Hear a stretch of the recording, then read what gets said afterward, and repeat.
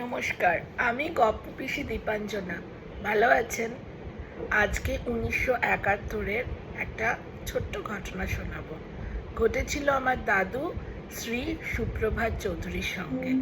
ঘটনাটা আমি দাদুর মুখ থেকেই ছোটবেলায় শুনেছিলাম এবং অনেক পরে দাদুর একটা ডায়েরি আমি খুঁজে পাই, যেখানে এইরকম অনেক ছোট ছোট ঘটনা যেগুলো দাদুর সঙ্গে ঘটেছে সেখানে লেখা ছিল। তো আজকের ঘটনাটা আমার দাদুর ঘটনা, শ্রী সুপ্রভাত চৌধুরীর।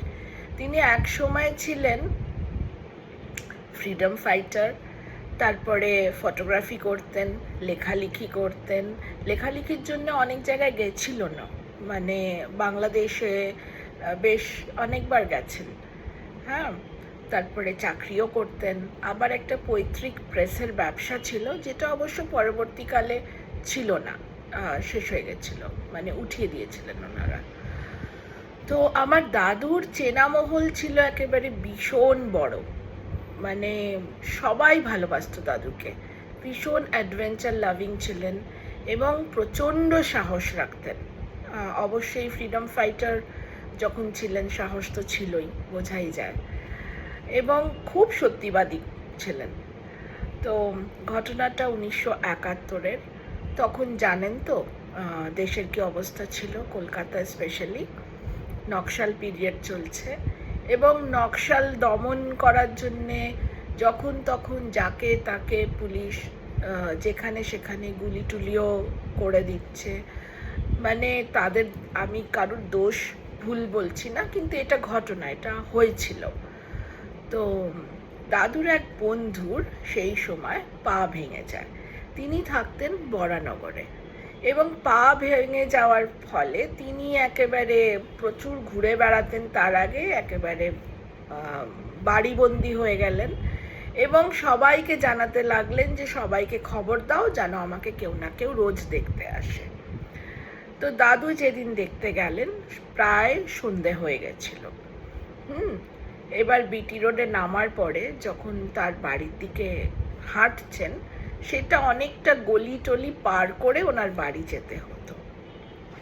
তো ওই রকম গলিটার মধ্যে সবে ঢুকেছেন, লোডশেডিং হয়ে গেছে এবং প্রত্যেকটা বাড়ি, গলিটা সরু, আশপাশে দুদিকেই বাড়ি এবং প্রত্যেকটা বাড়ির জানলা দরজা সমস্ত বন্ধ। শীতকাল এবং বন্ধ হওয়ার জন্যে মনে হচ্ছে একেবারে একটা নিঝুম পুরীতে চলে এসেছে দাদু। সেখানে বাস রাস্তা থেকেও আওয়াজ শোনা যায় না। তো ওই অন্ধকারের মধ্যে, খুব একটা তো পরিচিত নয় জায়গাটা, রোজ তো আর যেতেন না, তো খুবই আস্তে আস্তে পা ফেলে এগোচ্ছে আমার দাদু। সেই সময় অপোজিট দিক থেকে, মানে দাদু এই দিক থেকে যাচ্ছে, অপোজিট দিক থেকে একজন মনে হলো প্রচণ্ড জোরে দৌড়ে এসে একেবারে ধাক্কা লাগলো দাদুর সঙ্গে।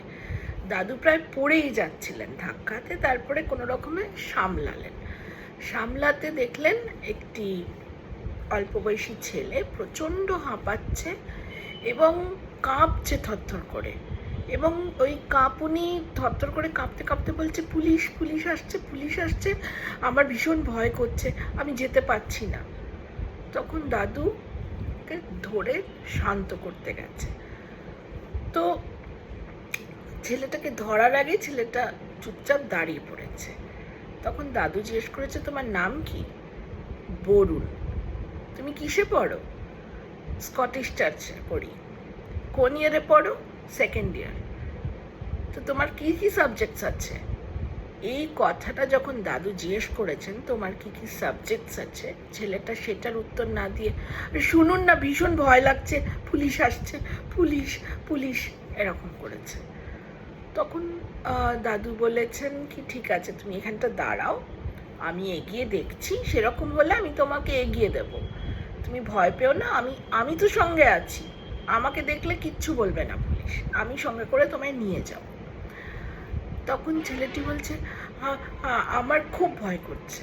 বলছে তুমি দাঁড়াও বলুন, আমি দেখছি।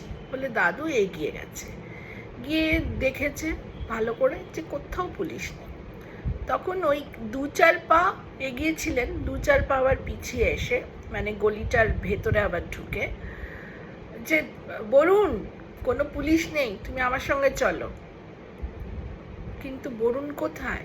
পাশে দেখছে বরুণ নেই। ছেলেটা কি তাহলে কোনো পাঁচিলের ধারে একদম অন্ধকারে ঘেঁষে দাঁড়িয়ে আছে, আমি দেখতে পাচ্ছি না? অন্ধকার আরও কেন?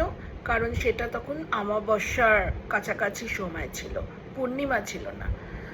তো আর শীতের দিনে 7টা 7:30 মানে সবাই এমনিতেই ঘরে ওই মানে বন্ধ রয়েছে, অকারণে কেউ বেরোচ্ছে না।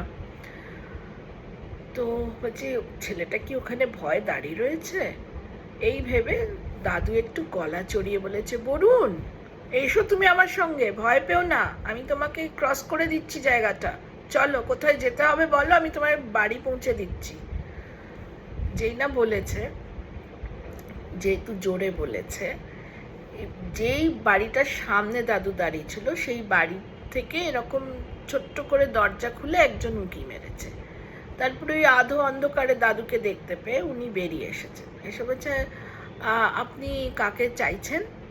তো দাদু বলেছে, আমি কাউকে চাইছি না, এই একটা ছেলে এখানে প্রচণ্ড ভয় পাচ্ছি রাস্তাটা পেরোতে, নাম বরুণ, মনে হয় এখানেই কোথাও থাকে, আমি ওকে ওর বাড়ি পৌঁছে দেবো বলছি।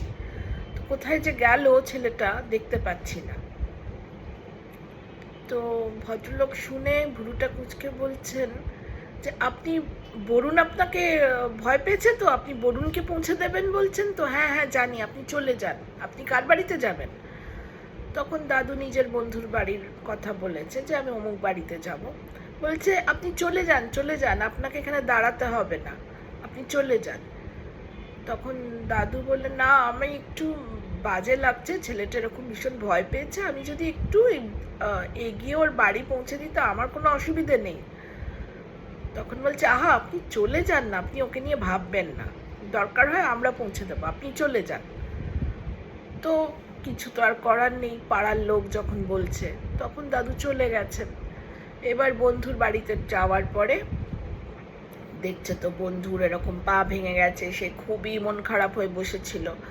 তো আমার দাদু যাওয়াতে সে তো যেন হাতে চাঁদ পেয়েছে, ওরে শুক্র এসেছে, ও তাড়াতাড়ি এসো বসো, গল্প করো, আমাকে বলো কোথায় কি হচ্ছে, একটু তোমার কিছু লেখা টেখা শোনাও। তো এই প্রচণ্ড হই হই হচ্ছে দুজনে। এমন সময় সবে চা ফা দিয়েছেন আর কি খাওয়ার জন্য, এমন সময় আরেকজন ওই ভদ্রলোকের চেনা ভদ্রলোক এসেছেন দেখা করতে। তিনিও এসেছেন ওই পা ভাঙার খবর শুনে দেখা করতে এসেছেন, এবং তিনি ঢুকেই অন্য কোনো প্রসঙ্গ না করে কেমন আছো 2-4টে কথা বলেই নেক্সট কথা বলছে, আচ্ছা তোমাদের পাড়ার কি ব্যাপার বলো তো? একটি ছেলে, অল্প বয়সী একটি ছেলে, সে দৌড়তে দৌড়ে পুলিশ পুলিশ করে দৌড়ে দৌড়ে ভয় পেয়ে এলো, এবং আমি বললাম আমি তাকে পার করে দিচ্ছি, সেই ছেলেটি উধাও। কি ব্যাপার? এরকম করে মানুষকে উত্তপ্ত করার মানেটা কি? হ্যাঁ, আমার এটা একদম পছন্দ হয়নি, এই আজকালকার ছেলেরা। তখন যাকে বলছিলেন তার মুখ দেখে ভদ্রলোক আস্তে আস্তে চুপ করে গেছে, যে কি ব্যাপার বলো তো? আচ্ছা তুমি বরুণকে দেখেছো? বললে, হ্যাঁ দেখলাম তো, তার নাম বরুণ? আচ্ছা আমি জানতাম না, হ্যাঁ দেখলাম ছেলেটিকে। বলে, কম বয়সী, কলেজে পড়ে? বলে, হ্যাঁ হ্যাঁ কলেজ পড়ুয়াই হবে। তখন আমার দাদু বললেন, আমিও তো দেখলাম, আমার বলা হয়নি, আমিও দেখলাম এরকম, তার নাম বরুণ, স্কটিশ চার্চে পড়ে, 2nd ইয়ারে পড়ে, তো মনে হয় ধারে কাছেই কোথাও থাকে। তখন এই ভদ্রলোক তো মাথায় হাত, বলছে, হ্যাঁ পড়তো, থাকতো, এখন আর পড়েও না থাকেও না। ঘটনাটা তাহলে কি হয়েছে বলি, শোনো। সপ্তাহখানেক আগে তার এইখানে পুলিশ রেড করেছিল। কেন না, একটি নকশাল নেতা এই বরুণের বাড়ির একটা বাড়ি আগে বা পরে ওইখানে থাকতে এসেছিল, গা ঢাকা দিয়ে 2 দিন থাকার জন্য এসেছিল। থেকে পুলিশ আসছে খবর পেয়ে সে নেতা তো পালিয়ে যায়। যাওয়ার পরে এদিকে বরুণ কলেজ থেকে ফিরছিল যখন, অন্যদিন সে ফেরে মানে দিন থাকতে থাকতেই চেষ্টা করে বাড়ি ফিরে আসতে। অত্যন্ত মেধাবী ভালো ছাত্র, এবং খুব নম্র ভদ্র ভীতু টাইপের ছেলে বরুণ। তো সেদিনকে যখন আসছিল, হয়ে গেছে সন্ধে। কী কারণে সন্ধে হয়েছে আমরা জানি না, কিন্তু বেশ ভালো রকম সন্ধে হয়ে গেছিল, মানে 7টার কাছাকাছি সময় হয়ে গেছিল। সে হনহন করে আসছিল যে দেরি হয়ে গেছে, বাড়ি পৌঁছতে হবে। এমন সময় ওখানে লোডশেডিং হয়ে যায় এবং পুলিশ সেই সময় ওই নকশাল নেতাকে পেছনে ভেবেছে আসছে ভেবে ওখানে দৌড়ে আসে এবং ওকে দূর থেকে আসতে দেখে ওদের কাছে ইনফরমেশন ছিল যে এখানে নকশাল নেতা আছে, সে পালাচ্ছে। ওকে দূর থেকে দেখে পুলিশ মনে করে ও নকশাল নেতা এবং গুলি করে। ও পুলিশের গুলিতে ছেলেটি তৎক্ষণাৎ মারা যায় ওইখানে, ওই গলিতে। তারপর থেকে 1 সপ্তাহ হয়ে গেছে। তারপর থেকে ওই গলির ওখান দিয়ে অনেকেই বরুণকে এরকম মনে হচ্ছে যেন বরুণ এসে বলছে ভয়ঙ্কর ভয় লাগছে পার করার জন্যে। তো দাদু আর সেই ভদ্রলোক তো স্টান্ড একেবারে, বুঝতেই পাচ্ছেন। তো এই ছিল ঘটনা। দাদুর ডায়েরিতে আমি পড়েছি যে আমি প্রত্যক্ষ করলাম ছেলেটি আসলো এবং আমি তার সঙ্গে কথা বললাম। ফ্যাঁস ফ্যাঁসে গলা নয়, মনে হলো বেশ স্পষ্ট করেই বলছে, কিন্তু হ্যাঁ, তাকে আমি স্পর্শ করিনি, মানে ধরিনি। ধরতে গেলাম, সে সরে গেল। আর ধাক্কার কথাটা আমার মনে হলো একটা প্রচণ্ড জোরে ধাক্কা খেলাম। সেটা মানুষে ধাক্কা দিল নাকি হাওয়ায় ধাক্কা দিল না কি হলো, আমি একটু টালমাটাল হয়ে গেলাম। তো এই দাদুর এইটা বর্ণনা ছিল সেই বরুণের সঙ্গে দেখা হওয়ার ঘটনাটা। তো আমার কি মনে হয় জানেন তো, যারা এরকম হঠাৎ করে ফুরিয়ে যাওয়ার কথা ছিল না কিন্তু ফুরিয়ে গেল, আদৌ কি তারা ফুরিয়ে গেল? আমার মনে হয় অন্য একটা মিডিয়ামে তারা আমাদের কাছেই থাকে, আমরাই বুঝতে পারি না সব সময়। আর এখনো কি সেই গলিটাতে বরুণ আছে জানি না। এখন তো এত ঘর বাড়ি, অনেক কাল আগেকারও কথা। সেই বরুণ হয়তো এখন আর, তার আত্মা হয়তো এতদিনে মুক্তি পেয়ে গেছে। আর এরকম গলি তো থাকে বলুন, যে যেতে যেতে চলতে চলতে মনে হয় পেছনে ফিরে দেখি কেউ আসছে মনে হলো, কিংবা মনে হয় পাটা অটোমেটিক্যালি একটু দ্রুত চলতে শুরু করে, মানে যেন তাড়াতাড়ি এগিয়ে গেলে ভালো হয় জায়গাটা, থাকে না? সেই জায়গাগুলোর ইতিহাস কি আমরা জানি? সেখানেও হয়তো বরুণের মতো কোনো আত্মা রয়েছে, আমরা তো জানি না। বলুন কেমন লাগলো, কাইন্ডলি জানান। না জানালে কি করে বুঝবো বলুন তো যে ভালো লাগছে কি না? হ্যাঁ, লাইক শেয়ার অ্যান্ড সাবস্ক্রাইব করতে ভুলবেন না, কেমন? খুব শিগগিরই আবার দেখা হবে, আর একটা নতুন গল্প নিয়ে আসবো। গল্প নয়, ঘটনা, কিন্তু আপনি সেটা গল্প মনে করতেই পারেন, কেমন? Bye bye.